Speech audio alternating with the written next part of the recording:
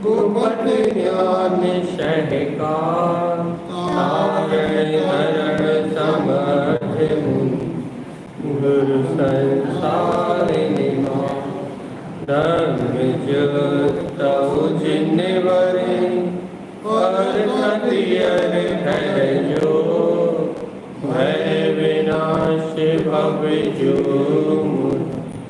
ममल ज्ञान परिणाम देखो गुरु को हमको श्री उपदेश साई ग्रंथ जी मंगल शरण अपानम शोधापानम अयमपा विमल निमिलम सरूपम सिद्ध सरूपम पेक्षदे नमाम्यहं देव देव। बोलिए श्री उपदेश शास्त्री ग्रंथाधिराज की जय। एक साथ मंत्रोच्चारण के साथ मंगलाचरण करेंगे और मंत्रोच्चारण करेंगे।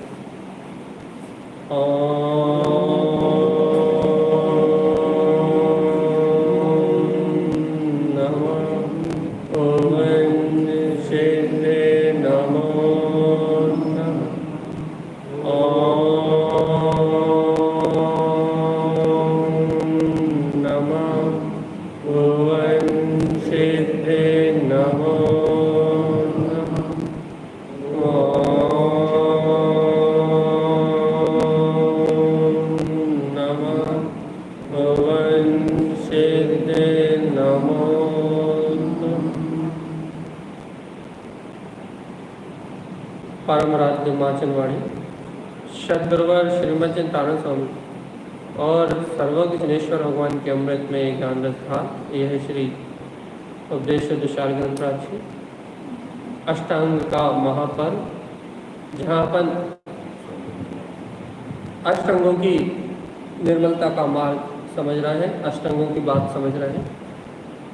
सबसे पहला अंग है, जैसे कि शरीर में 8 अंग हैं और बाकी उपांग है, इन 8 अंगों से ही सारा काम सिद्ध होता है। वैसे ही दर्शन में भी 8 अंग हैं, जिसमें अपन ने सबसे पहले चर्चा करी थी निशंक निशंकित कि अपने या फिर अपने स्वभाव में कहो या फिर सर्वज्ञ जिनेन्द्र भगवान के वचनों में दृढ़ होना। भगवान ने जैसा वस्तु का स्वभाव कहा है वैसा स्वीकार करके निशंक रहना, इसका नाम निशंकित अंग है। शंकाओं से रहित होने का नाम निशंकित अंग है। और जहाँ जीव निशंकित होता है वहाँ उसकी पर्याय की कांक्षा, इच्छा, चाहना, अंतर में जो पर को ग्रहण करने का भाव है, वो इच्छाओं की अभाव रूप जो प्रवृत्ति होती है, जो अंतर कांक्षा, अंतर में जो कांक्षा का भाव बिलाता है, उसका नाम है निकांक्ष। पहले निशंक श्रद्धा, जीव तत्व की श्रद्धा, अजीव तत्व की श्रद्धा। पहले श्रद्धा सच्ची होगी कि मैं जीव जानने देखने वाला परिपूर्ण गायक आत्मा हूँ और ये अजीब पुद्गल का कर्म का सारा व्यवहार मुझसे परे है, धर्म अधर्म आकाश काल पुद्गल ये सब मुझसे परे है। पहले जीव द्रव्य का श्रद्धान, जीव को जीव मान के और अजीब द्रव्यों को अजीब द्रव्य स्वीकार करके पहले भगवान के वचनों में श्रद्धा, निशंकितपना, शंका नहीं कि जैसा द्रव्य का स्वभाव भगवान की वाणी में आया है यथार्थ वैसा ही है। जब ऐसी श्रद्धा होगी तो फिर ये बात स्मरण में आएगी कि गुलाब जामुन पुद्गल द्रव्य है और आत्मा को सुखी नहीं कर सकता, तब कांक्षा बुलाएगी। पहले द्रव्य के स्वभाव के प्रति सम्यक निष्ठा होगी। भगवान ने जो द्रव्य का स्वभाव कहा है, पहले उस द्रव्य के स्वभाव के प्रति सम्यक मानता होगी, और जब उस द्रव्य को जैसा भगवान ने कहा वैसा ही मानेंगे तो जब उस द्रव्य का सहयोग मिलेगा, उन पुद्गल परमाणुओं का सहयोग मिलेगा, जब वो पुद्गल नाना प्रकार के रूप बदल के हमारे सामने उपस्थित होगा, तो हम उस समय निर्णय कर पाएंगे। क्या निर्णय कर पाएंगे भैया? कि परमात्मा के वचनों में तो यह आया था कि ये पुद्गल द्रव्य तुम्हारे लिए सुख दुख का कारण नहीं है, पुद्गल तुम्हें सुखी दुखी नहीं कर सकता, तो फिर इससे क्या अपेक्षा करना, इसमें क्या राग द्वेष करना। ये पुद्गल आत्मा को ना हित कर सकता ना अहित कर सकता। जीव द्रव अलग है और पुद्गल द्रव। जब ये अजीब द्रव पुद्गल द्रव जब ये आत्मा को सुखी दुखी नहीं कर सकता, तो इसकी क्या कांक्षा करना, इससे क्या राग द्वेष की भावना करना। तो पहले भैया निशंक, फिर निकांक्षितपना, और अब बात आ रही है निर्विचिकित्सा अंग। ये पहले बताओ विचिकित्सा का मतलब क्या होता है? विचिकित्सा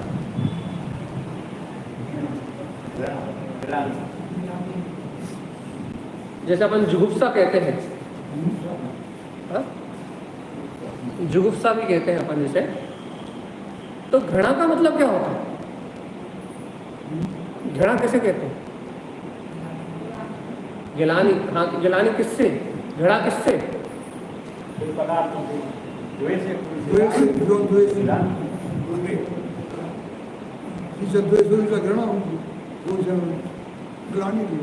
उदाहरण समय लिखते हैं, विधि मतलब घृणा, संसार स्वभाव। घृणा संसार का स्वभाव है। जितने भी संसारी जीव हैं या संसार का स्वभाव ही घृणा है। अब संसार का स्वभाव घृणा कैसे? विधि संसार स्वभाव विदम न पिक्षेहि परिणाम विरियंति। यदि तुम घृणा के परिणाम को नहीं पहचानोगे तो सारे अशुद्ध परिणाम मिला जाएंगे। लेकिन घृणा संसार का स्वभाव है, तो ये घृणा संसार का स्वभाव कैसे है ये बताओ। ये सारे संसारी जीव घृणा करते हैं, इनका स्वभाव ही घृणा है। संसार का स्वभाव घृणा के प्राणियों को स्वभाव घृणा। अब तुम बताओ, लिखा है तारण स्वामी ने, विधि संसार स्वभाव। ज्यादा पढ़ो।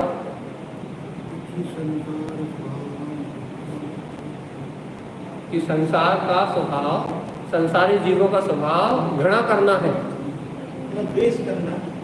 घृणा करते हैं, द्वेष करते हैं। कैसे?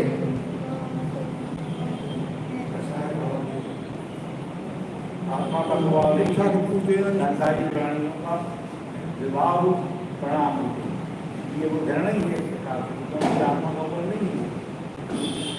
सही जवाब है, एक अपेक्षा से, निश्चय की अपेक्षा से सही जवाब कि घृणा संसार का स्वभाव है, संसारी जीवों में पाई जाती है। अच्छा एक बार बताओ, सिद्ध भगवान या अरिहंत भगवान किससे घृणा करते हैं? क्यों नहीं करते?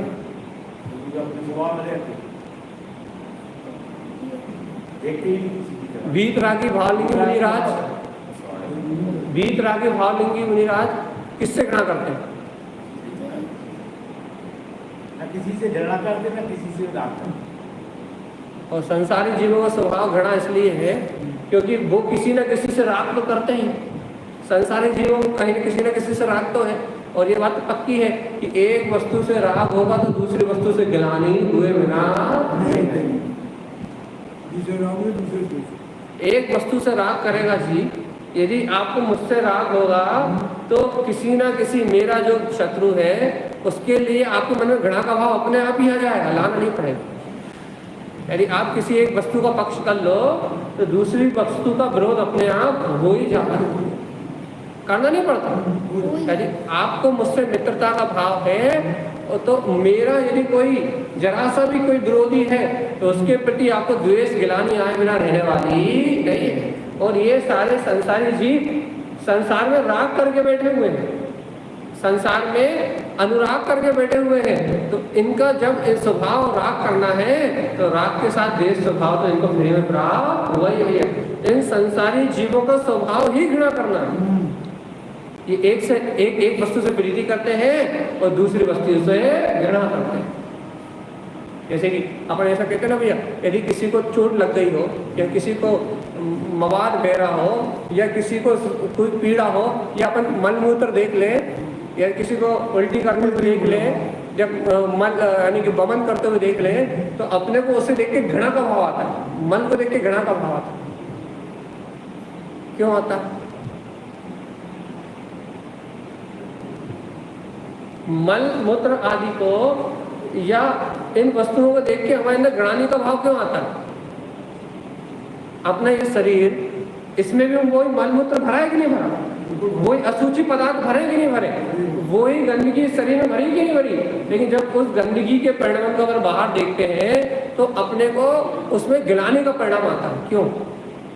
अपने देखते नहीं है, देखते हैं, इससे मतलब है।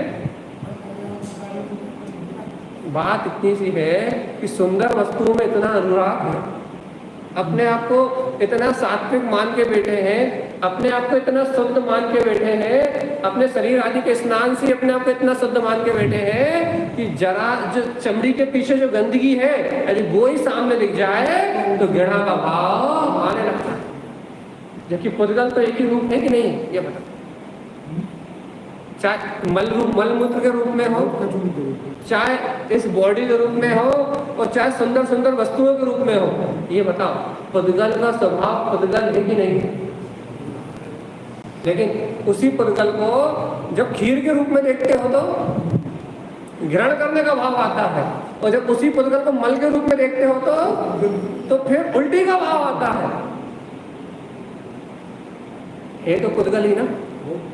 एक सिक्के के दो पहलू है ना। जब वो पुद्गल खीर के रूप में ग्रहण किया गया था तो आकर्षण का विषय था, अनुराग का विषय था, अपने ममत्व का विषय था, अपने को प्रसन्नता का विषय था।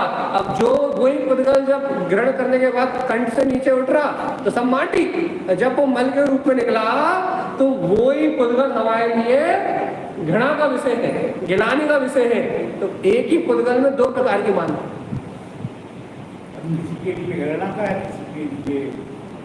अच्छा है। अब वो अपन उदाहरण दे शुकर के लिए, अच्छा तो अपन क्या उदाहरण दे रहे हैं कि एक ही पुद्गल की दो अवस्थाओं में, एक में राग और एक में घृणा। और निर्विचिकित्सा किसे कहते हैं? निर्विचिकित्सा मतलब राग देश का, गिलानी का आपके अंदर में अभाव हो जाए तो निर्विचिकित्सा। विचिकित्सा नहीं होनी चाहिए। और आत्मा की विचिकित्सा कब होती है? जब आत्मा राग देश करती है। जब ये जीव पर पदार्थों में राग देश करता है, पर पदार्थों में अपने और परायपन की मानता करता है, जब ये जीव राग देश की भावना से संपन्न होता है तो इसका नाम विचिकित्सा। देखो देखो सम्यक दर्शन का अंग क्या है? अपन से उदाहरण पढ़ते हैं। क्या उदाहरण पढ़ते हैं भैया? कि मुनि राज ने उल्टी करी, अब नाम नहीं बोल रहा, याद आपको आना चाहिए। और हम वही कह रहे थे, हम नाम नहीं बोल रहा, नाम आपको याद आना चाहिए। लेकिन उनके अंदर में गिलानी का भाव नहीं आया। क्या भाव आया? क्या भाव आया? उनकी सेवा करने का भाव आया, वात्सल्य भाव आया, गिलानी का भाव नहीं आया।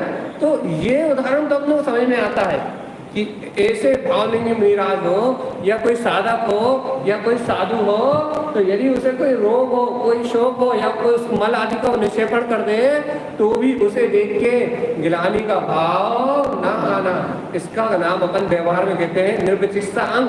कि साधारण जीवों के प्रति, धर्मात्मा जीवों के प्रति उनके मन मूत्र आदि रोग आदि को देख के भी, कुष्ठ आदि रोग आदि को देख के भी अंतर में घृणा का भाव ना आए तो अपने से क्या कहते हैं व्यवहार में? निर्विचिकित्सा।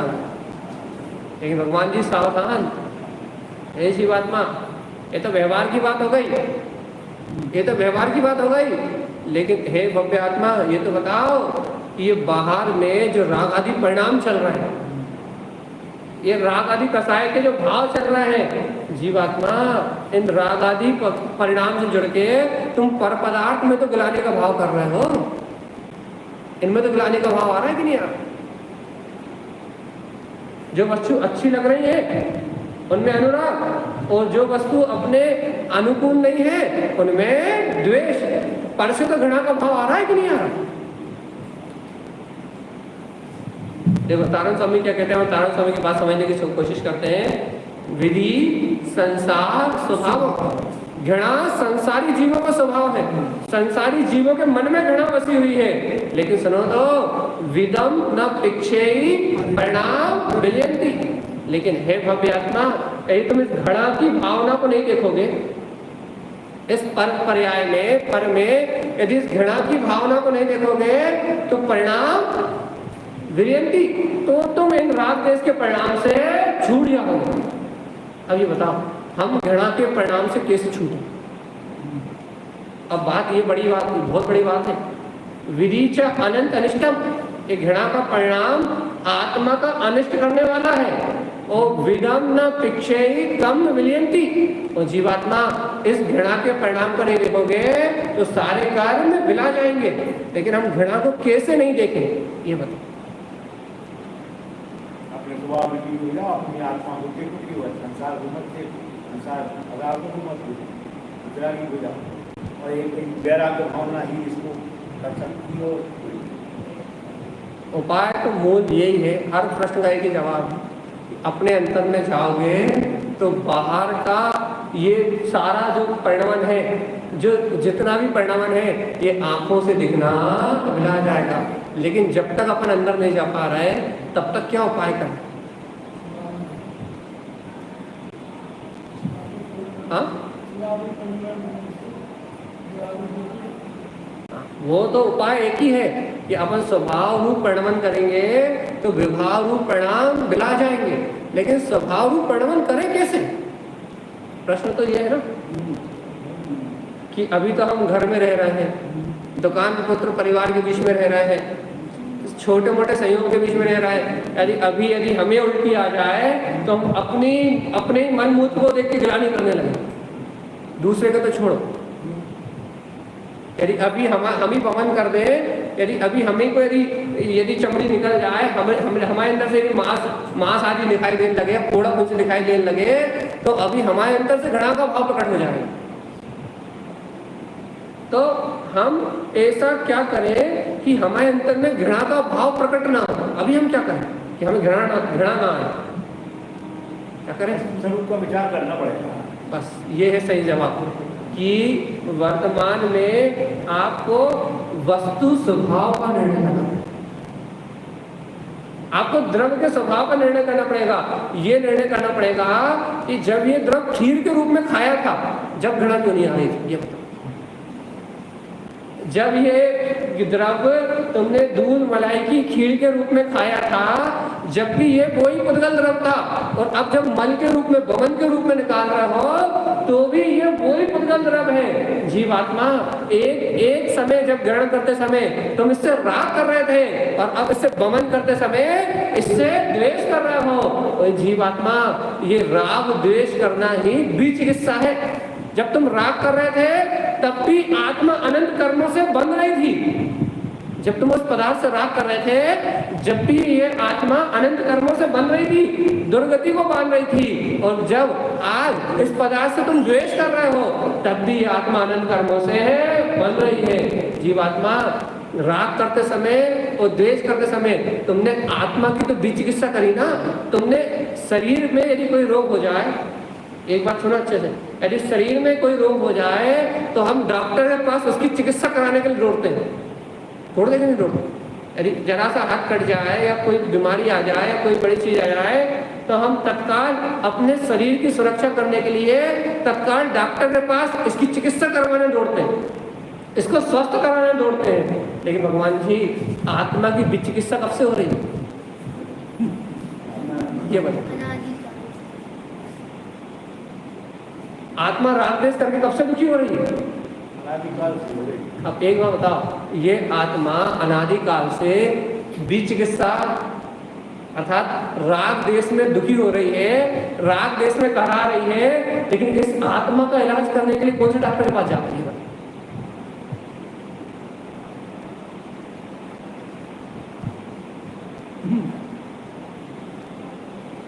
तुम इसके लिए कब दौड़ लगाते हो? तुम इसके पास इसका इलाज करने के लिए कहाँ जाते हो? तुम्हें बाहर के सहयोग की जब अपने शरीर में विचिकित्सा होती है तो शरीर से राग है, तो जब शरीर में पीड़ा होती है, असाता होती है, तो डॉक्टर के पास जाने का भाव आता है। लेकिन भगवान आत्मा, हमारी आत्मा तो अनादिकाल से राग द्वेष के परिणाम करके, पर पदार्थों में अपनत्व का भाव करके या घृणा का भाव करके मेरी आत्मा तो कब से करा रही है, इन कर्मों के बंध में तो कब से बंध रही है।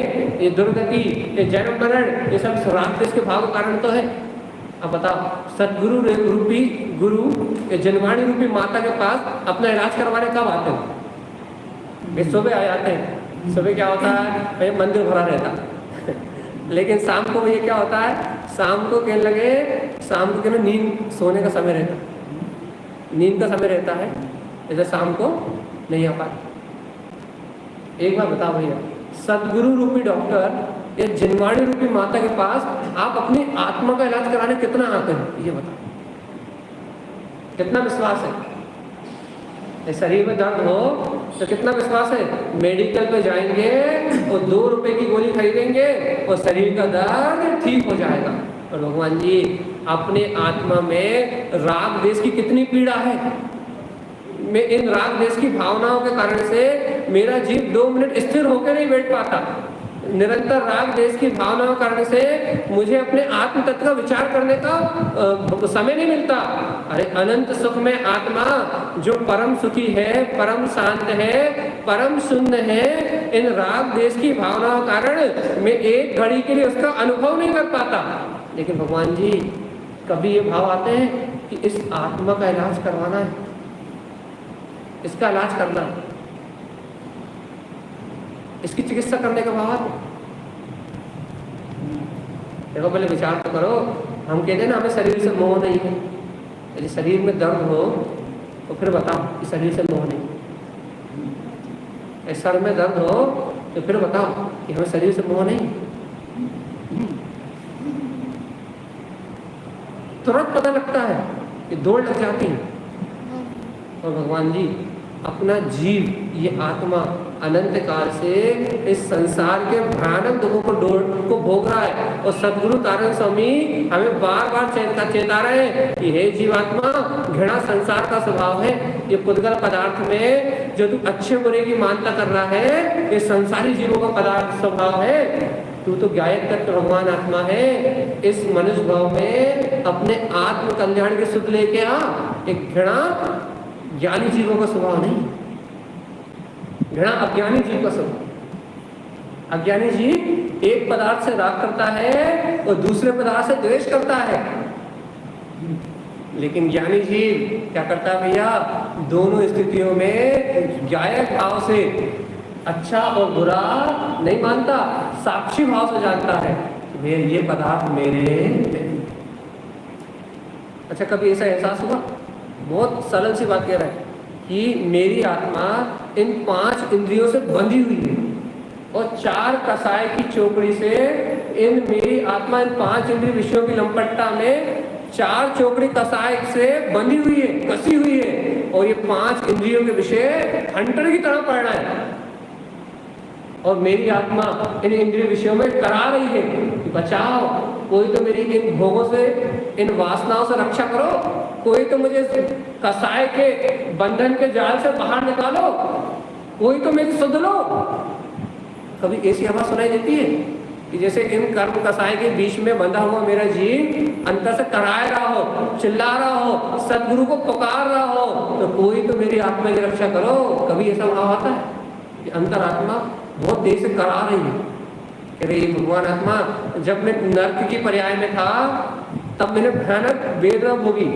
जब मैं 1 इंद्रिय, 2 इंद्रिय, 3 इंद्रिय पर्याय में था, जब मेरे जीव ने भयानक वेदना भोगी। लेकिन आज तो संगी पंचेंद्रिय हो, जानने समझने के लिए मन मिल गया है, सुख दुख का निर्णय कर सकते हो। जीवात्मा आज तो चेतो, आज तो आत्मा की सुध लो, आज तो अपने जीवात्मा की सुध लो। आज तो जुगुप्सा अर्थात आज तो घृणा का भाव छोड़ो। कब तक द्वेष करोगे और किससे द्वेष करो ये बताओ। अरे जीवात्मा एक बार बताओ, जब इस जगत में कोई पदार्थ मेरा हित नहीं कर सकता, तो इस जगत में कोई पदार्थ मेरा अनिष्ट कैसे कर सकता है? अच्छा इतना बताओ, सिर्फ इतना बताओ, मेरा अनिष्ट करने वाला है कौन? मेरा अनिष्ट करने वाला कौन? देखो तारा स्वामी कह रहा है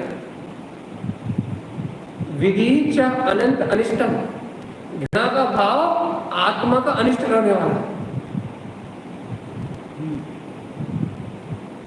विधि अनिष्ट अनंत अनिष्टम, ये घृणा का परिणाम आत्मा को अनंत अनिष्ट की ओर लेके जाने वाला। और जीवात्मा यदि इस आत्मा के विधि के परिणाम को, घृणा के परिणाम को नहीं देखोगे तो कर्म क्षय होंगे। अच्छा बताओ, अपन द्वेष परिणाम नहीं रखेंगे तो कर्म क्षय होंगे, ऐसा क्यों कह रहे हैं? क्यों कह रहे हैं? देखो देखो देखो, बहुत अच्छा उदाहरण दे रहे हैं हम।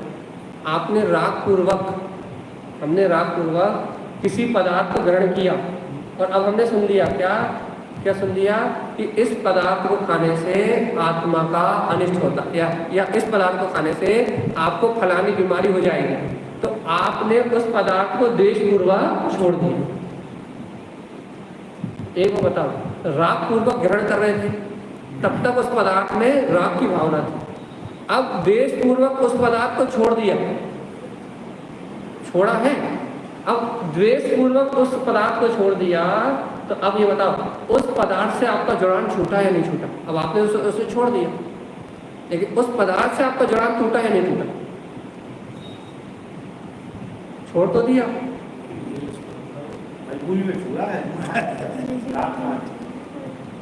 राग पूर्वक ग्रहण कर रहे थे तो उस पदार्थ से जुड़े हुए थे, लेकिन अब तो हम उसकी सूरत देखना पसंद नहीं करते, उससे बात करना पसंद नहीं करते, उस पदार्थ को ग्रहण करने की भावना नहीं करते, अब तो उस पदार्थ को हम फूटी आंख देखना नहीं चाहते। अब बताओ, आपने उस पदार्थ को छोड़ा कि नहीं?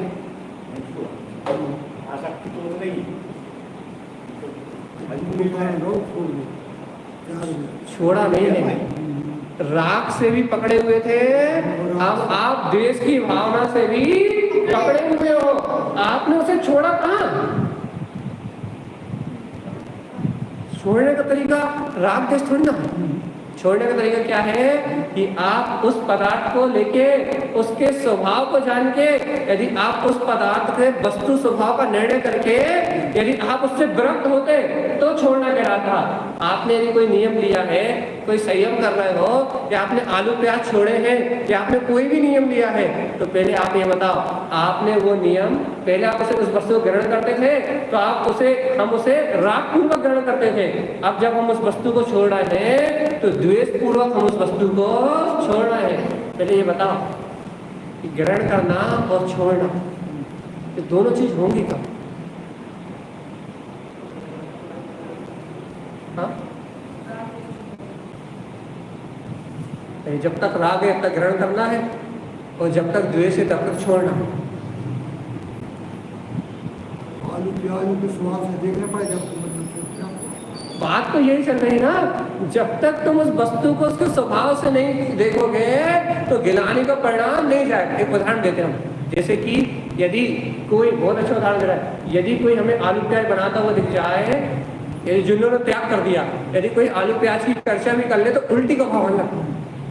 हम प्याज की खुशबू भी आ जाए तो ऐसा लगता है कि उल्टी करो। क्यों क्यों क्यों? घृणा, उस पदार्थ का, उस वस्तु का स्वभाव हमारे जीवन में नहीं है, हमने उस वस्तु के स्वभाव को ग्रहण नहीं किया, हम दुर्गंध और सुगंध से अभी ऊपर नहीं उठे। यदि हमें किसी वस्तु की सुगंध आती है, यदि अच्छी अच्छी सुगंध आती है, तो उस सुगंध में हम बढ़िया बैठे हैं।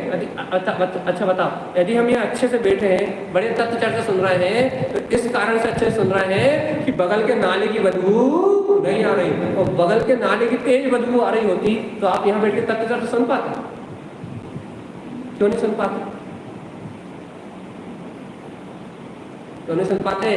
कि वो दुर्गंध से हमारे अंतर में घृणा का परिणाम आए बिना नहीं रहता, और उस घृणा के परिणाम से हमारा चित्त जिन देशना में नहीं लगता, क्योंकि घृणा संसारी जीवों का स्वभाव।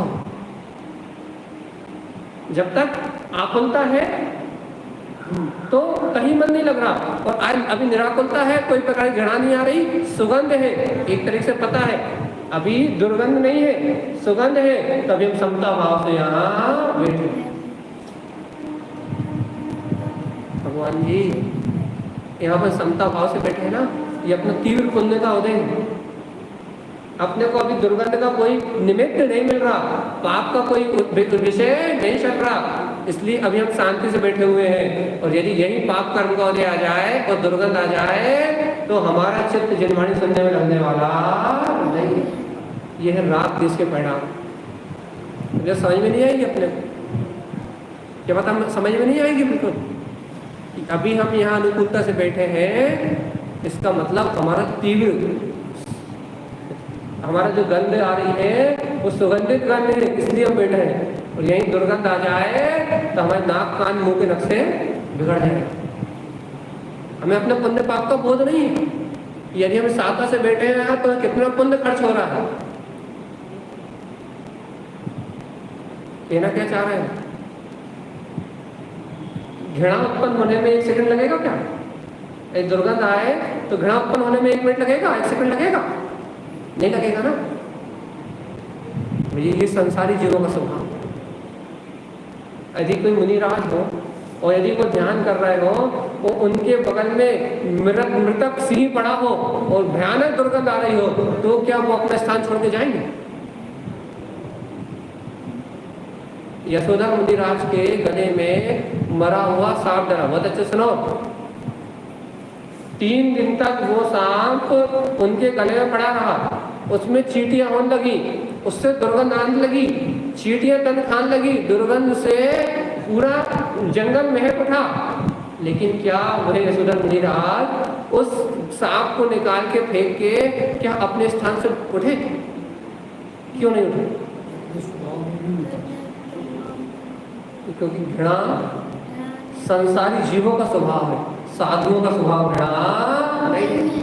उन्होंने उपसर्ग करने वाले को भी धर्म वृद्धि का आशीर्वाद दिया और उपसर्ग दूर करने वाले को भी धर्म वृद्धि का आशीर्वाद दिया। जिनके मन में गिलानी नहीं होती, वास्तव में वही वीतरागी संत होते हैं। और जिनके अंदर में घृणा होती है, उनके अंदर में वीतरागता नहीं होती। इसलिए यहाँ आचार्य भगवान कहते हैं विधि संसार स्वभाव। घृणा संसारी जीवों का स्वभाव है। संसारी जीव गिलानी करते हैं, संसारी जीव घृणा करते हैं, लेकिन ज्ञानी पुरुष घृणा नहीं करते। भाई थोड़ी सी गहरी बात है, लेकिन निर्विचिकित्सा हमकी चर्चा करनी है। यदि अपन इतनी गहरी बात नहीं करेंगे तो अपन ऊपरी ऊपरी कहानी किस समय निकल जाएगा और अपने को ये समझ में नहीं आएगा कि वास्तव में हमारे अंदर कितनी घृणा पड़ी है। और जब तक घृणा है, सुनो तो भव्य आत्मा, जब तक हमारे अंदर में गिलानी का परिणाम है, घृणा का परिणाम है, तब तक हमारे अंदर निर्विचिकित्सा प्रकट नहीं हो सकता। और सुनो तो ये गिलानी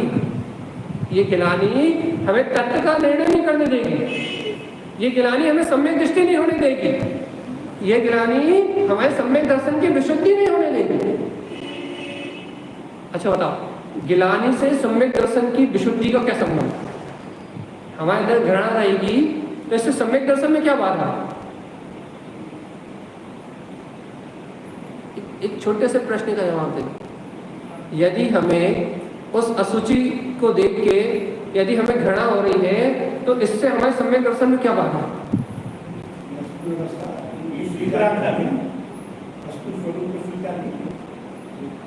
उस वस्तु को आप उसके स्वभाव से ना देख के उसकी उस मलिन पर्याय से देख रहे हो। आपको वस्तु का यथार्थ स्वरूप स्वीकार नहीं। और इस देखो भैया, इस दुनिया में सबसे बड़ा अपराध है कि वस्तु को उसके स्वभाव से स्वीकार ना करना। इस दुनिया का सबसे बड़ा अपराध है जो भक्त जीव वस्तु को उसके स्वभाव से स्वीकार कर रहा है, वही सम्यक दृष्टि है। और जो वस्तु को उसके स्वभाव से स्वीकार नहीं कर रहा है, वही संसारी मिथ्या दृष्टि जीव है। यदि आपको या हमको किसी पदार्थ को देख के गिलानी हो रही है, मतलब हम उस पदार्थ के स्वभाव को स्वीकार नहीं कर रहे हैं। और यदि हम पदार्थ के स्वभाव को स्वीकार नहीं कर रहे हैं तो हमारे अंदर राग द्वेष की भावनाएं जन्म लिए बिना नहीं। और जब तक राग द्वेष जन्म लेगा तब तक आत्मा का भेद। आज हम सोचे कि हमारे अंदर से राग की भावना बंद हो जाए या हमें मलिन पदार्थ देख के गिलानी ना हो, संभव नहीं है। लेकिन भैया आज से निर्णय तो कर सकते हैं कि नहीं कर सकते? आज अनुकूलता में बैठे हैं जो जो अच्छे स्वादिष्ट स्वादिष्ट पदार्थ मिल रहे हैं, जिनसे राग हो रहा है, उनमें निर्णय कर सकते कि नहीं कर सकते कि यदि यही पदार्थ का यदि रूप बदल जाएगा तो इसी से घृणा होने लगेगी। अच्छा एक बार बताओ, घर में यदि खीर बनी हो, बहुत अच्छे सुनो, घर में यदि खीर बनी हो तो आज के दिन वही खीर हमारे राग का विषय है, ठीक है। और यदि कोई किसी खीर एक घर में 3 दिन रखी हो और चौथे दिन उसका ढक्कन उखाड़ो तो फिर हमारी घृणा का विषय है। क्यों घृणा का विषय? हाँ,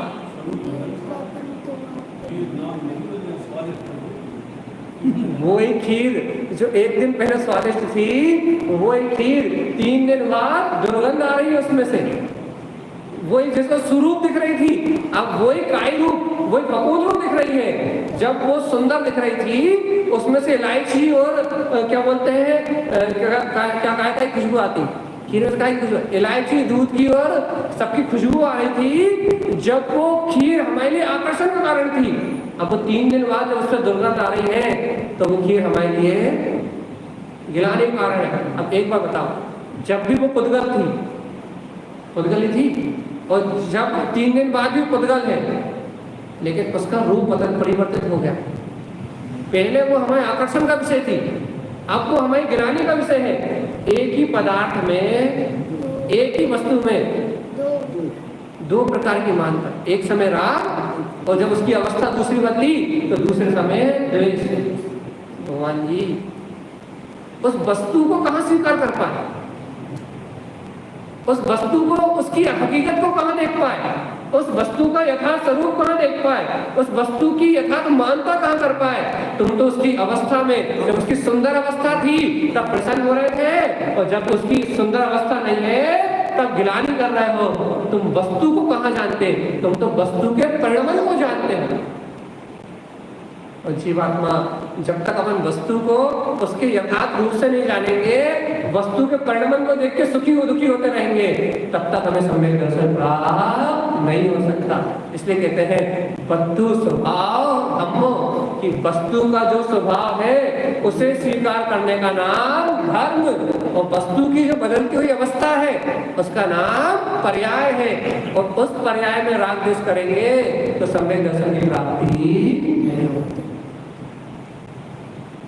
बताओ भैया, हम वस्तु के स्वभाव को स्वीकार करते हैं या वस्तु के बदलते हुए परिणाम? एक और उदाहरण लेते हैं।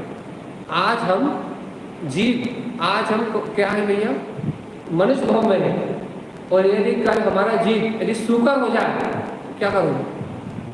अच्छा ऐसा उदाहरण देते हैं, आज हमारे भाई या माता या पिता आज हमारे साथ मनुष्य अवस्था में रह रहे हैं, हमें प्रिय हैं, इष्ट हैं, मित्र हैं, और कल यदि हमारे पिताजी या हमारी माता जी या हमारे बच्चे कोई भी मरण करके सूकर की पर्याय में चला जाए या मच्छर की पर्याय में चला जाए तो क्या करोगे?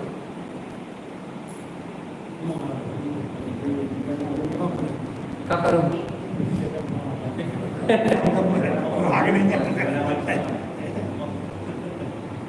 जीव देखो देखो क्या कितना गजब का निर्णय है। आज जिन जीवों से राग है, कभी उन्हीं की पर्याय बदल जाए, उन्हीं की अवस्था बदल जाए तो उनमें घृणा का परिणाम आए बिना रहने वाला नहीं है।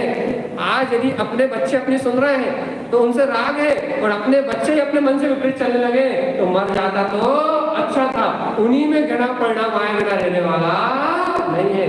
तो भगवान जी सुनो तो, अवस्थाओं में वस्तु वही है, व्यक्ति वही है, घटना वही है, अवस्थाएं बदल रही हैं, अवस्थाएं बदल रही हैं, उसकी दशाएं बदल रही हैं। हम दशाओं को देख के प्रभावित होते हैं, इसलिए संसारी, और यदि हमें उसमें जीव आत्मा दिखाई देने लगे तो हम सम्यक दृष्टि वस्तु स्वभाव को देखने लगे तो हम ज्ञान। वो क्या रहा, अवस्थाएं तो बदल रही, खीर की भी अवस्थाएं तो बदली, हमारे सहयोगी जो है उनकी अवस्थाएं तो बदली। अरे आज जो पुत्र प्राणों से ज्यादा प्रिय है, तो कुड़िक का उदाहरण सुना कि नहीं सुना? कुड़िक कुड़िक राजा शणिक का पुत्र कुड़िक का उदाहरण सुना कि नहीं सुना? राजा शणिक का पुत्र कुड़िक जब हुआ तो उसको हाथ में वो बिस्किटी हो गई थी, और बिस्कुटी हो गई थी तो राजा शरीक इतना प्रेम करते थे, इतना प्रेम करते थे कि 6-7 दिन उसके अंगूठे को अपने मुंह में रखा, उसकी बिस्कुटी को चूस के उसको स्वस्थ किया। लेकिन जब पूर्व भाव का असाता वेदनी कर्म का उदय आया तो वो एक कुणिक अपने पिता को जेल में बंदी बना के वो कितनी वेदना दिया करता था।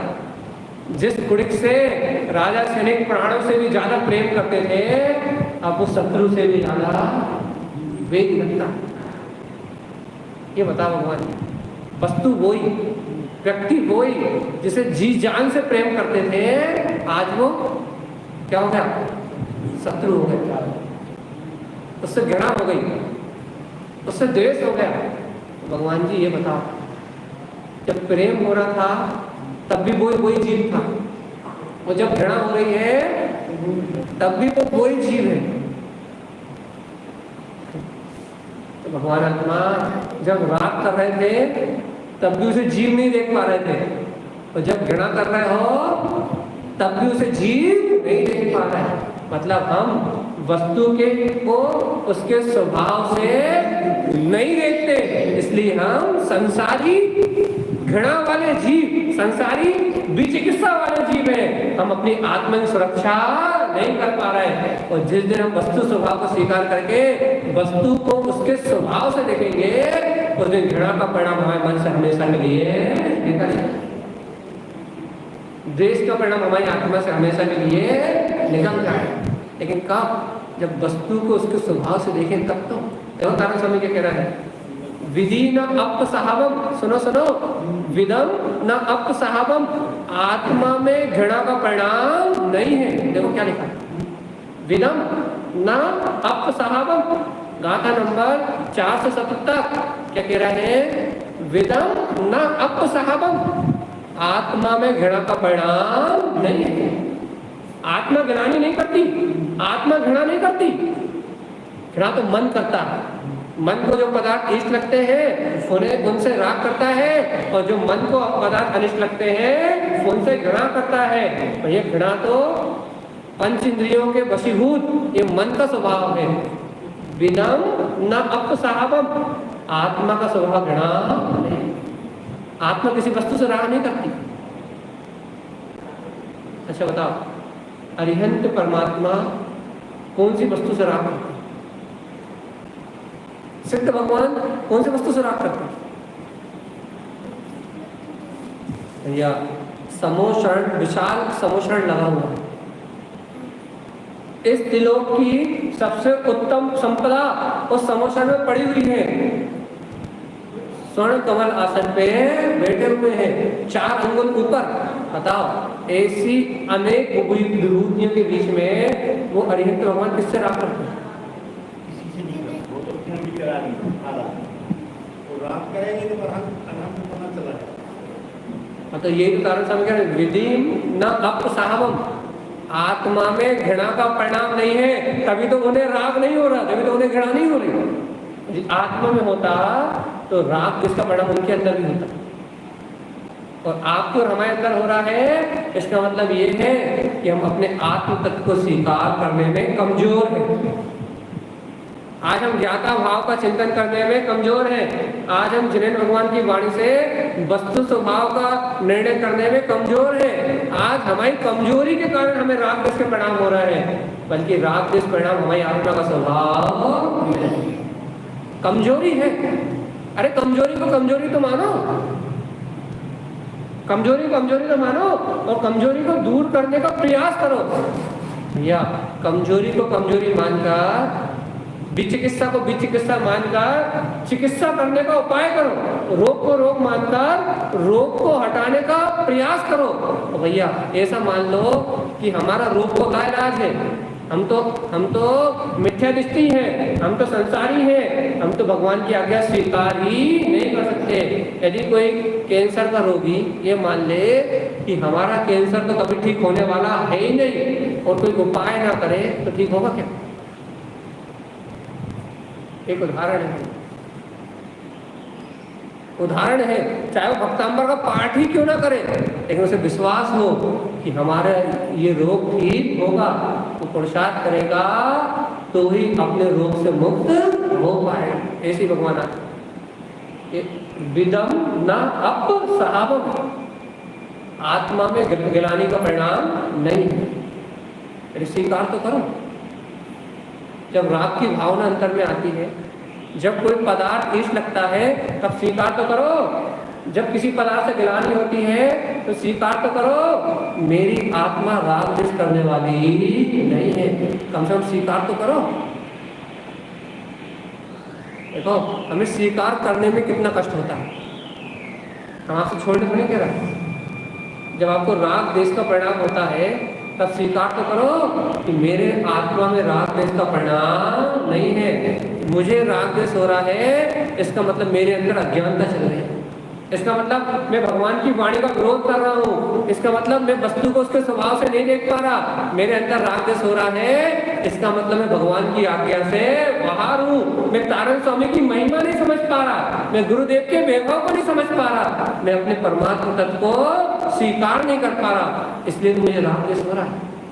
यदि मुझे सदगुरु की वाणी समझ में आ जाए तो ना पर में कोई राग है तो ना पर में कोई द्वेष है, क्योंकि विदम ना अप सहावम, आत्मा में घृणा पैदा नहीं होती।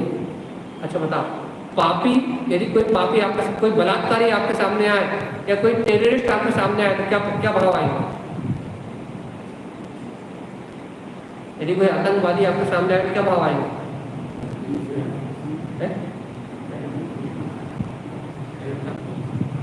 गोली मार दो तो भाव आएंगे के लिए। एक बार बताओ, इस भाव में अपन सदाचारी हैं, पूर्ण भाव में अपन आतंकवादी बने कि नहीं बने? अपन ने ऐसा इस दुनिया में अपन 7वें नरक तक गए हैं, निगोद तक की यात्रा करके आए हैं। मेरे जीव ने ऐसा कौन सा पाप है जो नहीं किया? ये मेरे जीव में ऐसा कौन सा अपराध है जो नहीं किया? आज अपराधियों को देख के हमें हिंसा की भावना तक आ जाती है कि हाँ, इसको कोई गोली मार दे या इसको फांसी हो जाए, ऐसी भावना हमें आ जाती है।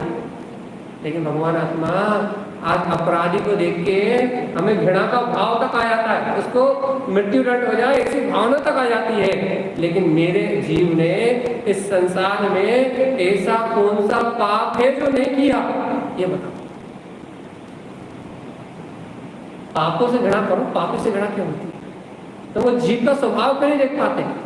या अपने जैन आगम में क्या उंगली मार डाकू को सम्यक दर्शन नहीं हुआ? क्या अंजन चोर को नमोकार मंत्र की सिद्धि नहीं हुई?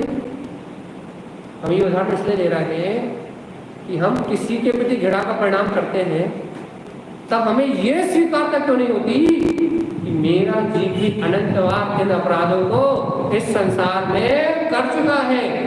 अब अपराधी घृणा करने योग्य नहीं है, अपराध छोड़ने योग्य है। हमें ये भाव तो नहीं आता कि सब जीव आत्मा है, सबके अंतर में वो परमात्मा है। यदि भावलिंगी मुनिराज के मन में यदि उंगली मार डाकू को देख के डाकू पने का भाव आता है, ये डाकू है, और उसे मोक्ष मार्ग का उपदेश नहीं देते, तो आज वो मुक्ति की ओर नहीं चलते।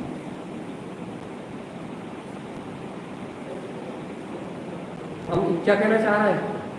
पापों को देख के हम पाप ना करें, ये भाव तो आना चाहिए। लेकिन पापी को देख के जो घृणा हमारे अंतर में आती है, वो आना कितना उचित है? बस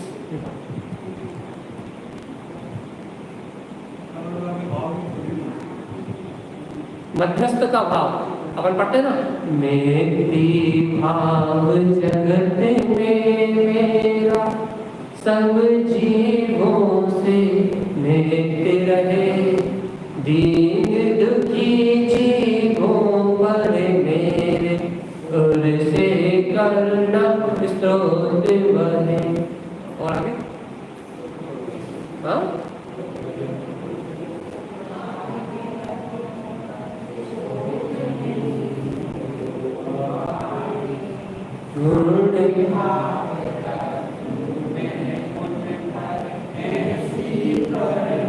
वो पढ़ना दुर्जन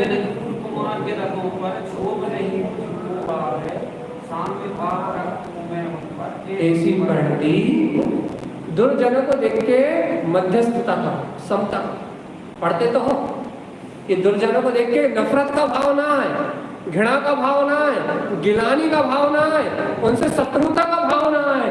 दुर्जन को देख के मैत्री भाव तो नहीं कर, मित्रता, दुर्जन से मित्रता नहीं कर सकते, दुर्जन पे करुणा नहीं कर सकते, दुर्जन पे दया नहीं कर सकते, लेकिन दुर्जन को देख के मध्यस्थता का भाव तो रख सकते, क्योंकि उसको उसके कर्मों का दंड तो मिलेगा, उसको उसके अपराध की सजा तो मिलेगी, लेकिन यदि मैं उससे गिलानी करूंगा तो मुझे क्या लाभ होगा? ये बात मैं ये नहीं कह रहा कि दुर्जन से मैत्री कर लो, मैत्री भाव तो जगत के 6 काय के जीवों पे, दीन दुखी जीवों पे करुणा का भाव, मैत्री का भाव, ये भाव तो समस्त 6 काय के जीवों के प्रति आए। भाई बूढ़ी जनों को देख के प्रमोद की भावना आए, उनकी सेवा करने का भाव आए, लेकिन भैया दुर्जन को देख के तो मध्यस्थ का भाव, समता का भाव, गिलानी आत्मा का स्वभाव नहीं।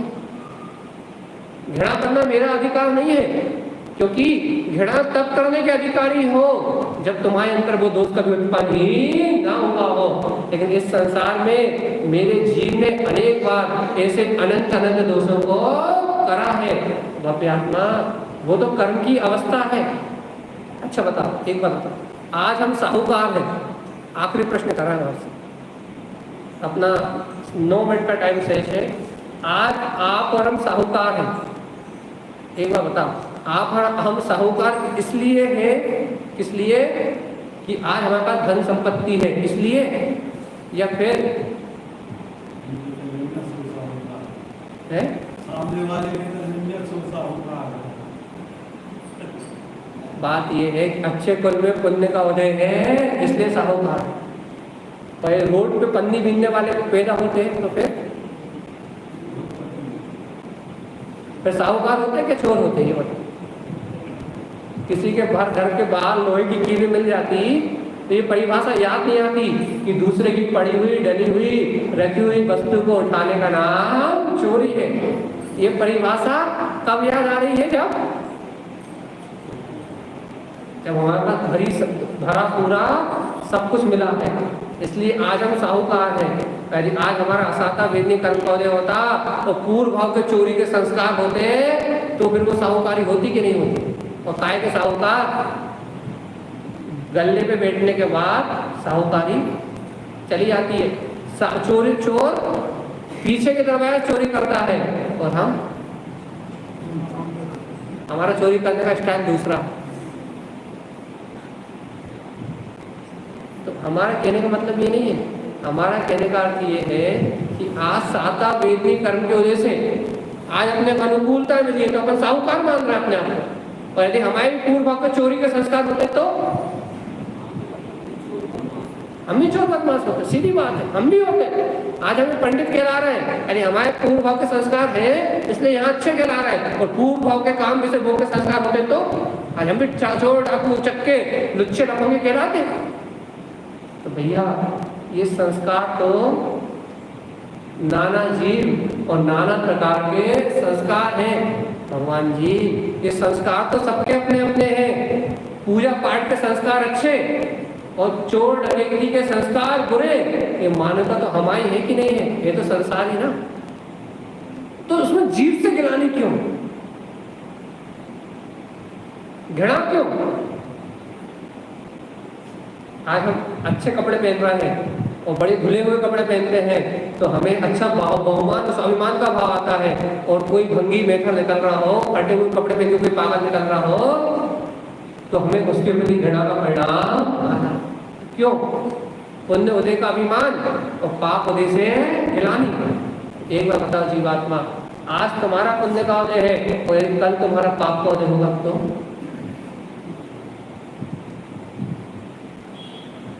हम इतनी सारी बातें क्यों कर रहे हैं? विधि न अप सहारो, घृणा आत्मा में निवास नहीं करती। घृणा जीव को पर्याय को देख के आती है, राग देश के भाव बाहर की अवस्था को देख के आते हैं, घृणा आत्मा का स्वभाव नहीं है। अब तारण स्वामी की सच्ची बात सुन लो, विधि न अप सहावम, हे भव्य आत्मा, दर्शन ज्ञान चा अनमोय ममलम चा। हे भव जी, तुम अपने दर्शन की शक्ति से, सम्यक दर्शन की शक्ति से, सम्यक ज्ञान की शक्ति से, अनमोयम ममलम चा, अपने ममल स्वभाव की अनुमोदना करो तो ये गिलानी का परिणाम दिखाई नहीं देगा। अरे तुम अपना उपयोग बाहर में लगाते हो, पर पदार्थ को देखने में लगाते हो, इसलिए पर पदार्थों में घृणा का परिणाम उत्पन्न होता है। कि तुम अपना उपयोग सम्यक दर्शन और ज्ञान की साधना में लगाओगे, अपने ममल स्वभाव को देखोगे, तो पर द्रव्य से गिराने का परिणाम उत्पन्न होगा ही नहीं। जब तक पर की ओर देख रहे हो तब तक विचिकित्सा है, और अपने आत्मा की ओर देखोगे तो निर्विचिकित्सा। पर की ओर देख रहे हो तो गिलानी है, और आत्मा की ओर देखोगे तो अनंत गुण आनंद के अलावा और तो दिखाई नहीं। सम्यक दर्शन ज्ञान की साधना करो ना। तारे समय कहते हैं अन्यान विधि नौ पिक्षम, अज्ञान रूप घृणा को मत देखो, क्योंकि अज्ञानियों को घृणा होती है। शुद्ध सहकार निविदम पिक्षम, अरे शुद्ध भाव का सहकार करो तो निर्चिकित्सा प्रकार हो जाएगा और तुम सम्यक दृष्टि हो जाओगे। शुद्ध भाव को देखोगे भैया सभी जीव स्वभाव से मैं सिद्ध तू सिद्ध और सत सिद्ध। अरे पुद्गल भी स्वभाव से शुद्ध परमाणु है। आपको दीवार रूप दिख रहा है, आपको रोटी रूप दिख रहा है, आपको मल रूप दिख रहा है, लेकिन भैया स्वभाव से प्रत्येक द्रव्य शुद्ध ही है। इस पुद्गल को मलिन देखने का अधिकार मेरा नहीं है, क्योंकि मलिन इसकी पर्याय है, बदलता हुआ इसका रूप है, लेकिन यथार्थ में देखें ये पुद्गल भी शुद्ध परमाणु है। कोई किसी का अच्छा बुरा कर सकता नहीं है। जीवात्मा तुम क्यों राग द्वेष करते? देखो वैराग्य का विषय है, वीतरागता को प्रकट करने की बात है, थोड़ी गहरी चर्चा है ये, लेकिन निर्विचिकित्सा हमको समझना है। नहीं तो अपन देखो, अब हम दो शब्दों में चर्चा पूरी कर सकते हैं, आपको अच्छी भी लगेगी। हम ये कह रहे थे अपने घर कोई साधु आए, कोई संत आए और उसे कोई रोग से हो रहा हो, या वो कोई मल त्याग कर दे या उल्टी कर दे या कहानी सुना देते। किसकी कहानी सुना देते? इतनी जल्दी भूल गए हैं? उद्यान राजा की कहानी सुना देते आपको कि भैया उन्होंने कैसे साधु के वमन करने पे भी घृणा का परिणाम प्रकट नहीं हुआ और वो निर्विचिकित्सा में प्रसिद्ध हो गए। यदि हम आपको उनकी कहानी सुना देते तो आपको बहुत अच्छा लगता। हाँ हाँ हाँ, हमारे घर भी कोई साधु आएगा और वो मल आदि यदि कोई घृणात्मक कोई यानी कि वमन आदि करेगा तो भाई हम भी उसकी सेवा करें, हम भी ऐसी भावना कर लेते। लेकिन भगवान जी वो कब साधु आएगा, कब हमें निमित्त मिलेगा और कब उसकी सेवा का भाव करेंगे, ये तो कल की बात है। तुम आज बताओ, आज अपने मन से घृणा कैसे छोड़ो? साधर्मी वात्सल भाव से साधर्मियों को यदि कोई आकुलता हो, उनके मलिन शरीर हो, उन्हें रोग आदि हो, तो उनकी सेवा में तत्पर होना तो निर्विचिकित्सा अंग है व्यवहार में। लेकिन भगवान जी अभी मेरी आत्मा राग देश से पीड़ित है, व्यथित है, अभी अपनी आत्मा का इलाज कैसे करोगे? अभी इस आत्मा पे करुणा कैसे करोगे? अभी इस आत्मा पे दया कैसे करोगे? ये तो बताओ, कैसे करोगे?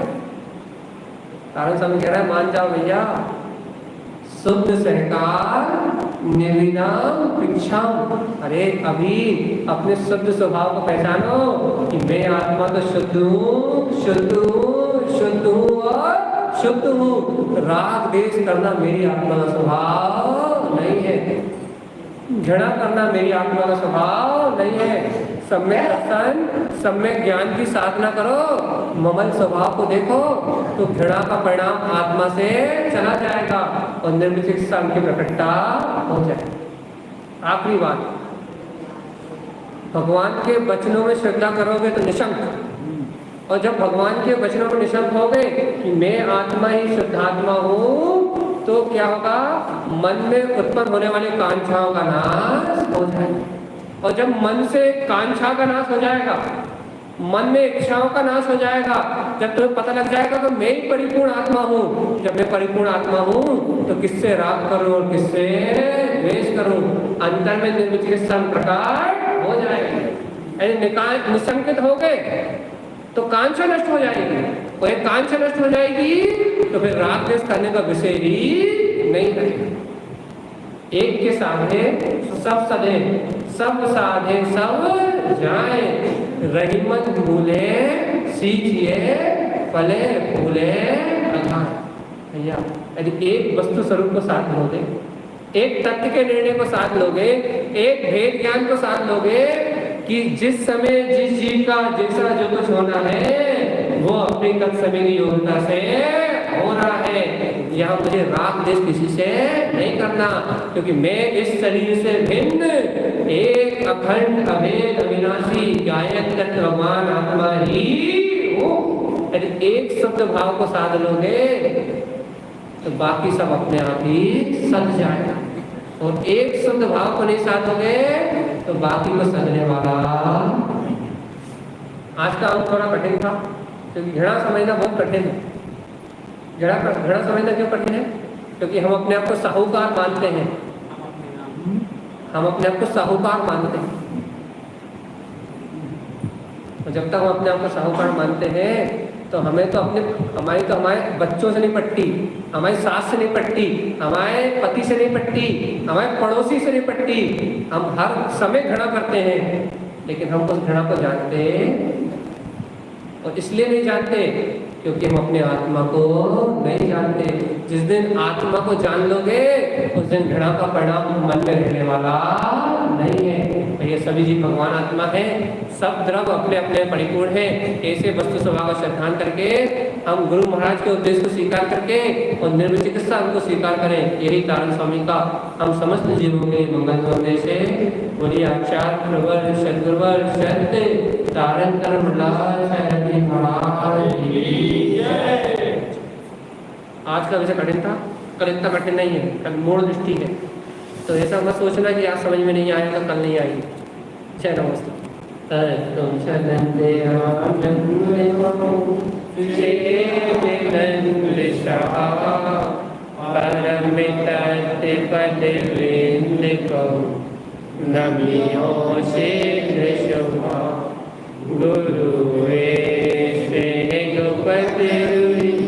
गोपति ज्ञान सहकार तारण तरण समर्थ मुनि गुरु संसार धर्म जो जिन हर अतियर जो है विनाश भव जो